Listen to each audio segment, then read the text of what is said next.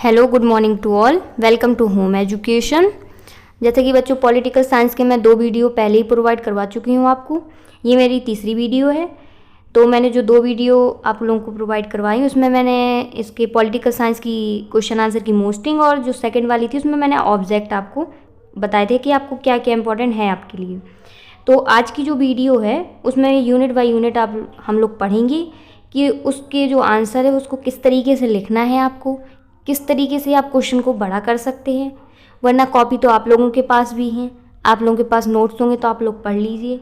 और टाइम कम है, इस वजह से मैं आपको पूरा डिटेल नहीं, जैसे लिख सकते हैं मैं उस तरीके से आपको बता रही हूँ। क्लियर है? तो चलिए स्टार्ट करते हैं कि आप लोगों के कौन कौन से क्वेश्चन थे। ओके, तो ये है आपकी फर्स्ट यूनिट में आपके 2 चिंतक हैं राजनीतिक, मनु कौटिल्य। वैसे तो आपकी 5 यूनिट हैं, सभी में किसी में 2 या किसी में 3 राजनीतिक चिंतक हैं, लेकिन आपको अभी फर्स्ट यूनिट पढ़ रहे थे, इसमें सिर्फ 2 हैं। कौन कौन से? मनु और कौटिल्य, वो भारतीय राजनीतिक चिंतक थे। क्लियर हो गया?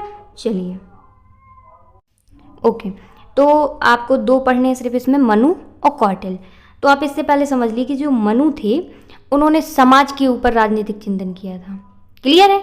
और जो आपके कौटिल्य थे उन्होंने राजा के जो राज होता है उसमें राजनीतिक चिंतन दिए थे, क्योंकि है ये राजनीतिक चिंतन ही। तो आप इससे समझे कि मनु जो थे उन्होंने समाज पर किया था, और जो कौटिल्य थे उन्होंने राजा के ऊपर किया था कि राजा अपना राज कैसे रखे, अपना शासन कैसे चला, इस तरीके से। समझ आए? बस आपको इतनी बात याद रखनी है। अब इनने किया कैसे था वो हम आपको बता रहे हैं। इनके बारे में थोड़ा थोड़ा डिटेल पढ़ेंगे, फिर आपको बताएंगे कि इनने। क्लियर? तो आपको मनु के बारे में पहले पढ़ना है थोड़ा, फिर उसके बाद कौटिल्य की। तो पहले मनु का पढ़ लें। मनु क्या थे? सनातन धर्म के अनुसार मनु संसार के प्रथम पुरुष थे। इनका जन्म जो हुआ था आज से लगभग 4000 साल पहले यानी पूर्व हुआ था। इनका प्रथम नाम स्वयंभू मनु था, जिनका विवाह किनके संग हुआ था? शतरूपा के संग हुआ था, ऐसा इनका माना जाता है हिंदू धर्म के अनुसार। फिर क्या है?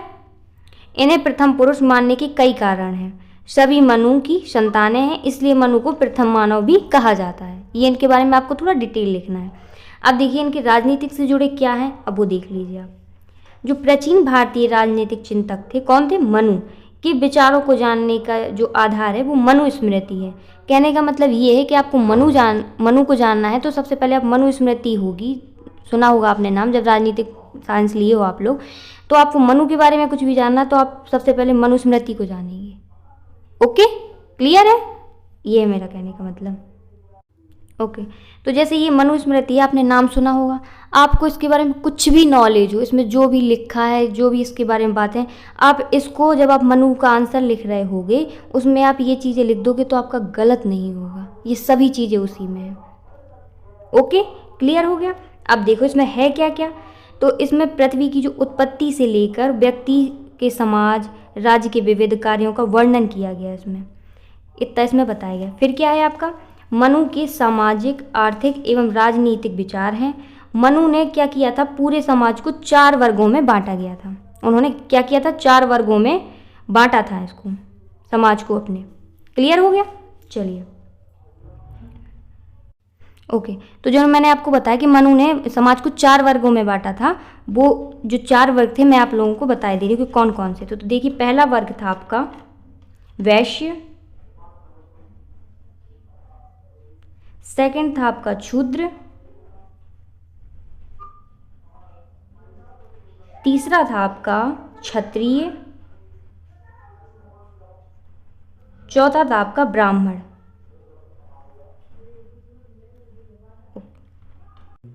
ओके, तो ये है वैश्य, क्षत्रिय, शूद्र और ब्राह्मण। लेकिन मैंने क्या है कि इसको ट्रिक से याद किया था, तो मैंने इस वजह से लिखा है। पहले लिखा सब कोई ब्राह्मण लिखता है, तो आप लोग जैसा भी आप लोग याद करना चाहें आप कर सकते हैं, लेकिन मेरी ट्रिक थी तो मैंने उस वजह से लिख दिया। ऐसा कोई नहीं कि पहले वैश्य आता, कोई भी आप चारों में से कोई भी पहले लिख सकते, बस आपको 4 याद रखना है। क्लियर है? अब देखिए आप इनकी उत्पत्ति कैसे हुई थी, मतलब किनका किससे हुआ था। तो ब्राह्मण क्या हुआ था? ब्रह्मा के मुख से हुआ था।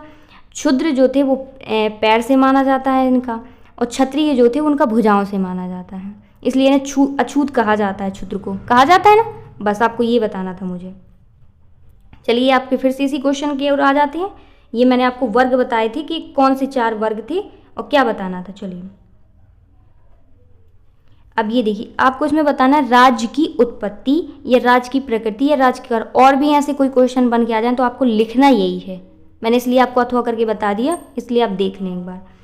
तो इन्होंने क्या किया था मनु ने, कि जो इनकी उत्पत्ति के कारण थे वो इस तरीके से इन्होंने किए थे कि जो पहला इन्होंने किया था कि स्त्री तथा शूद्रों को निम्न पायदान रखना। ये इनकी पहले इन्होंने एक हेडिंग दी थी कि राज्य की उत्पत्ति इस तरीके से हो सकती है। तो इसके डिटेल में आप लोग ये एक आलोचना भी है, मतलब निंदा, जैसे क्योंकि निंदा क्यों हुई थी, देखो जो स्त्री और क्षुद्र हैं, क्षुद्र मतलब नीची जाति, जैसे निम्न वर्ग कहते हैं हम लोग, निम्न पायदान मतलब नीचे रखना, पुरुषों से नीचे, जो ब्राह्मण होते थे इनसे नीचे रखना, और स्त्रियों को क्या होता था, पुरुषों से नीचे रखा जाता था। मतलब जैसा जिसका काम होता था वैसा उसको सम्मान दिया जाता। जो ज़्यादा अच्छे कार्य करता था, बड़ा पद पे होता था, तो उन्हें ज़्यादा सम्मान मिलता था। जो नीचे कार्य पे होता था तो उन्हें ज़्यादा सम्मान नहीं मिलता था। इस तरीके का कहने का मतलब। अब देखते हैं सेकंड वाला क्या है आपका। सेकंड है राज्य का स्वरूप कल्याणकारी होना चाहिए। ये कॉमन पॉइंट है, आप किसी भी राज्य की उत्पत्ति में लिखेंगे ये आपको कॉमन रहेगा। कल्याणकारी का मतलब होता है किसी का, जैसे राजा होता है या कोई भी होता है, तो जैसे स्वास्थ्य क्या कहते हैं, शिक्षा का प्रसार करवाना, कुएं वगैरह बनवाना, स्वास्थ्य देख रेख, ये चीज़ें जो कल्याण की जा सकती हैं, सड़कें बनवाना, पुल बनवाना, ये चीज़ें। थर्ड आपका है न्यायप्रियता। राजा को कैसा होना चाहिए, न्यायप्रियता होना चाहिए, न्याय देने वाला होना चाहिए, अन्याय करने वाला नहीं होना चाहिए। अब जहाँ पर न्याय है, ये भी देखो कॉमन पॉइंट है, मैंने स्टार लगा रखा है। तो जहाँ न्याय होगा तो मापदंड निर्धारित होगा। जैसे कोई गलत काम करता है तो उसके खिलाफ मापदंड मतलब दंड देना चाहिए, ये तरीका। तो ये कॉमन पॉइंट हो गए आपके 3। फिर बताया मैंने स्त्री और पुरुष का संबंध, ये भी इनकी आलोचना जब आ जाएंगी आपकी, मनु की आलोचनाएं लिखिए तो आप इसमें भी लिख सकते हैं, क्योंकि ये आलोचना ही थी इनकी। कैसे, स्त्री पुरुष का उन्होंने जो संबंध बताया था वो बताया था कि जो पुरुष हैं स्त्रियों से बड़े, मतलब स्त्रियों को नीचे समझा गया। क्योंकि इनके अनुसार क्या था कि जो स्त्री और पुरुष का संबंध जो बताया था कि पुरुष को स्त्री से श्रेष्ठ बताया था इन्होंने, कि इनको श्रेष्ठ मानते हैं। क्लियर है। फिर है आपका छठवां शासन का आधार। जो शासन किया जाता था किसके आधार पर होता था, या तो पुराण, धार्मिक पुस्तक, या फिर कहने का जो ब्राह्मण पंडित पुरोहित होते थे तो इनके अनुसार चलता, जैसा वो कह देते थे वैसे ही शासन चलता था। तो आपको ये लिख देना है इसमें। फिर है जातिवाद में भेद, ये भी इनकी एक आलोचना थी। क्लियर हो कि जात पात, ये निम्न वर्ग है, ये उच्च वर्ग है, इस तरीके का। फिर आर्थिक योजना यानी कर हम कहाँ कहाँ से किस किस चीज़ में लगाएं तो हमको आय की उत्पत्ति होगी, ये चीज़ था इसमें। तो ये मैंने आपको बता दी इनकी राज्य की प्रकृति किसके द्वारा, मनु के द्वारा। चलिए ओके। तो मैंने मनु के बारे में जहाँ से प्राचीन काल से जो आपको बताया था, यहाँ से लेके इतनी ये जो आपको पॉइंट बताई। आपको कोई भी क्वेश्चन आ जाए मनु से रिलेटिव, सिर्फ मनु याद रखना, तो आप ये लिख सकते हैं, यही लिखना है आपको। अगर और कोई याद आता है तो आपको बनता हो तो आप लिख सकते हैं, अगर नहीं है याद तो आप ये मैंने एक उपाय बताया कि आपको लिखना किस तरीके से। क्लियर है। तो अब आपको क्या करना है, मैं आपको मैंने बताया था मनु और कौटिल्य, तो मनु का कंप्लीट हो गया है। अब आपको बताने वाली हूँ कौटिल्य। क्लियर है। चलिए ओके। तो ये रहा आपका क्वेश्चन, आपको ये लिखना है। अब सेकंड आपका क्या चलने वाला है, कौटिल्य। चलिए ओके। तो सेकंड वाला था आपका कौटिल्य। तो कौटिल्य से पहले आप उसके ऑब्जेक्ट देख लो। पहले आप कौन कौन से थे ऑब्जेक्ट, तो इनके ऑब्जेक्ट आते हैं कि कौटिल्य के नाम क्या क्या थे। तो पहला तो आपने कौटिल्य देख ही लिया। सेकंड आता है इनका, दूसरा नाम रहता है चाणक्य। तीसरा नाम जो रहता है इनका नाम रहता है विष्णुगुप्त। तो एक ऑब्जेक्ट आपका यहाँ से निकलता है। सेकंड आपका ऑब्जेक्ट निकलता है कि इन्होंने किस जो मौर्य वंश की स्थापना थी, तो इन्हीं ने राजा बनवा कर की थी मौर्य वंश की स्थापना। तो यहाँ से आता है कुछ भी इनके शासनकाल में जो भी ऑब्जेक्ट आएगा आपके, तो आप इनके में मौर्य लगा देंगे। क्लियर। थर्ड आपका क्वेश्चन आता है वेरी वेरी मोस्ट। आप अभी जो आप कॉलेज लाइफ है, फिर आप कंपटीशन में जाएंगे तो आपको यही मिलने वाला है कि जहाँ भी अर्थशास्त्र ग्रंथ का नाम आ जाए आपको सिर्फ कौटिल्य लिख देना है, बस खत्म हो गया। तो आपकी ये ऑब्जेक्ट इंपॉर्टेंट थी तो मैंने आपको बता दिए। एक इनका और है कि सप्तांग सिद्धांत किसका था या किन के द्वारा दिया गया था, तो आपको याद रखना है कौटिल्य के अनुसार। ये ऑब्जेक्ट थे आपके। तो अब स्टार्ट करते हैं कि इनका जो जीवन परिचय कहते हैं तो वो हम बता दे रहे हैं आपको। अब देखिए, तो आपको बताना है कौटिल्य के जो पिता का नाम था चाणक्य था। वह एक गरीब द्राविड़ ब्राह्मण थे और अपना जो गुजर बसर करते थे, मतलब अपना किसी तरीके से अपना गुजर बसर कर लेते, क्योंकि वो बहुत ही गरीब थे। तो अतः इनका जो बचपन था गरीबी और दिक्कतों में गुजरा। तो कौटिल्य की जो शिक्षा दीक्षा का था वो संबंध कुछ विशेष जिक्र नहीं किया है कहीं ग्रंथों में, लेकिन जो उनकी बुद्धि थी उसकी बहुत ज़्यादा वर्णित आप लोग देख ही रहे हैं। तो आपको ये इनके बारे में थोड़ी बहुत लिखना पड़ेगा, आपको याद भी थोड़ा इसका रखना पड़ेगा कि इनके बारे में क्या क्या चीज़ें थी। अब देखो यहाँ से क्वेश्चन आ जाता है, कौटिल्य को राजनीति में कूटनीति और शासन व्यवस्था के लिए जाना जाता है।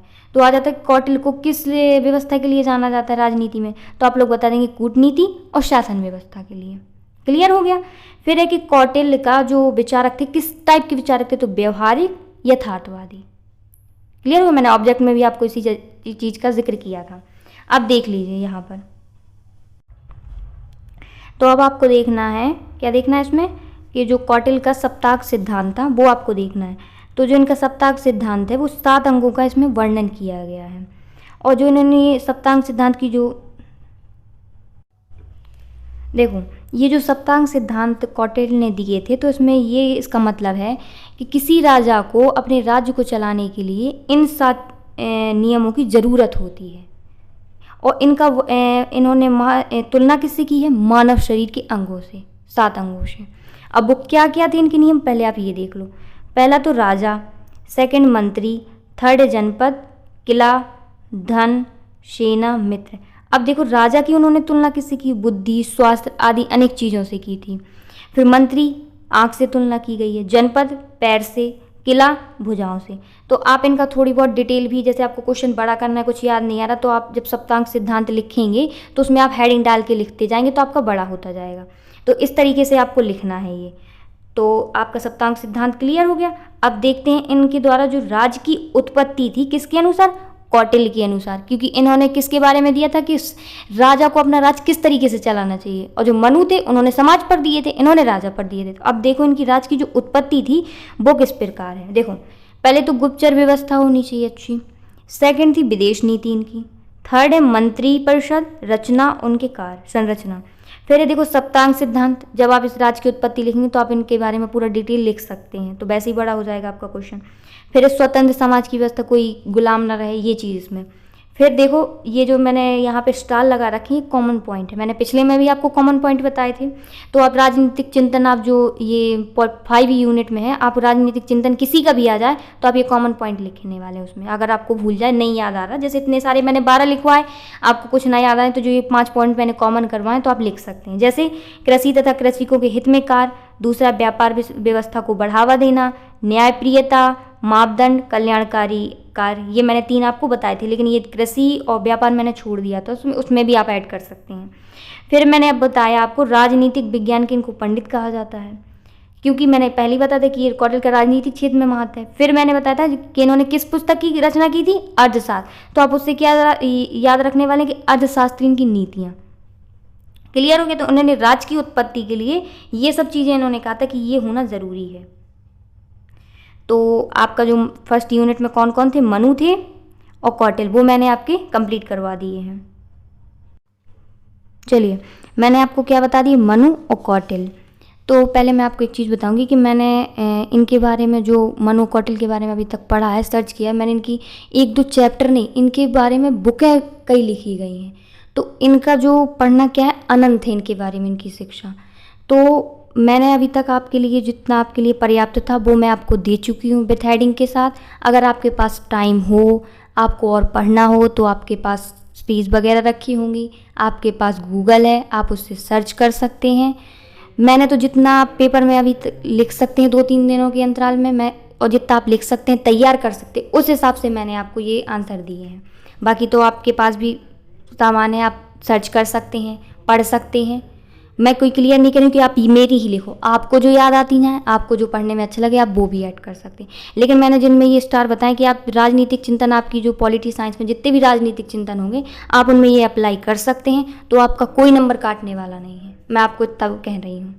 बस आपको जो दिक्कत हो कोई भी क्वेश्चन में, तो आप हमें कमेंट बॉक्स में कमेंट कर देना, और कोई भी आपसे क्वेश्चन में रिलेटिव दिक्कत हो तो आप हमसे प्लीज़ कमेंट में लिख देना, मैं आपको सॉल्व करवा दूँगी। क्लियर। बाकी थैंक यू बेटा वीडियो देखने के लिए।